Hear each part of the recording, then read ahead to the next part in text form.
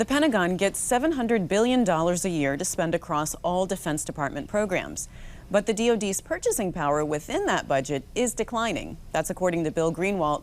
He's visiting fellow at the American Enterprise Institute and former Deputy Undersecretary of Defense for Industrial Policy. Bill, welcome. Thank you. Thank you. Appreciate it. So you say this, quote, "The defense budget has become predominantly a social program that only as an afterthought provides some residual defense capability." A social program? How's that? Well, you have to add up the expenditures, and it comes in really three different ways. The first is direct spending. In other words, those areas where the Department of Defense is actually paying for things that could more likely be found in other parts of the budget. The second are indirect expenditures, and these are mandates put on personnel expenditures, on contracting expenditures, and so on, which essentially get to social outcomes but add cost and have an innovation effect on the department. The third, of course, is just the way they contract and moving contracts around geographically and so on. But how specifically does it become a social program? I mean, are you saying that it's essentially a jobs program that will, you know, go for some sort of weapon systems because it's, you know, it provides jobs, not because that's the best weapon? Well, I mean, that's one particular case. In other words, the Buy America provisions and various labor mandates and so on do create jobs. But there are other areas that implement, whether it's healthcare spending or various environmental mandates that aren't necessarily the same that are out in the economy. So therefore, companies and the department do different things and add additional expenditures to their products and their services that aren't necessarily out there in the United States as a whole. And why is that bad? What impact does that have?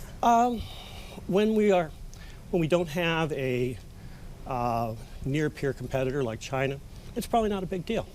You know, in other words, it just depends on how much purchasing power you're getting and value you're getting out of your money. But if your adversary is essentially doesn't have the same mandates, they can get to weapon systems faster and cheaper. So what are your recommendations then for reallocating that, for fixing that so-called social program? A lot of these mandates are popular, very politically popular. So you have a choice of either increasing the defense spending to essentially get the types of weapon systems you want, or you essentially adopt various pathways around these mandates to allow the defense industry and the department to innovate just as the commercial sector does. And you mentioned China. China doesn't have these kind of acquisition processes that we have, to put it mildly. How is that putting us at a disadvantage vis-a-vis China? Well, you know, this didn't really bother me until I started seeing some papers on purchasing power parity. In other words, what the Chinese were getting for their much lower dollar threshold of a budget. And that's really problematic when the Chinese start producing more ships, more missiles, have more troops on the ground. That's important, and we have to shift if we're or either that or we're going to have to work more closely with our allies. Bill, I want you to drill down a little bit more on the solution here. So, yes. You know, let's assume that we're not going to get a bigger defense budget. What can Pentagon leaders do to gain back some of that purchasing power? There's a really good example that the department can emulate, and that's the issue of SpaceX.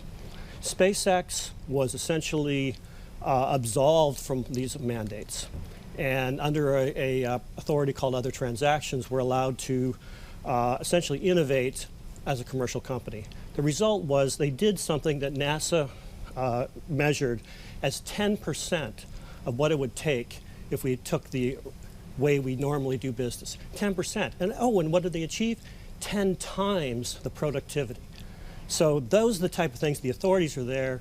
The Congress has given the department those authorities. They can go out and create 100 SpaceX's and disrupt the innovation sector with the same amount of money if they choose to do so. You're saying that this can be applied large scale to the Defense Department? If you can apply it to launch vehicles, you can certainly apply it to ground vehicles, missiles, aircraft, and so on.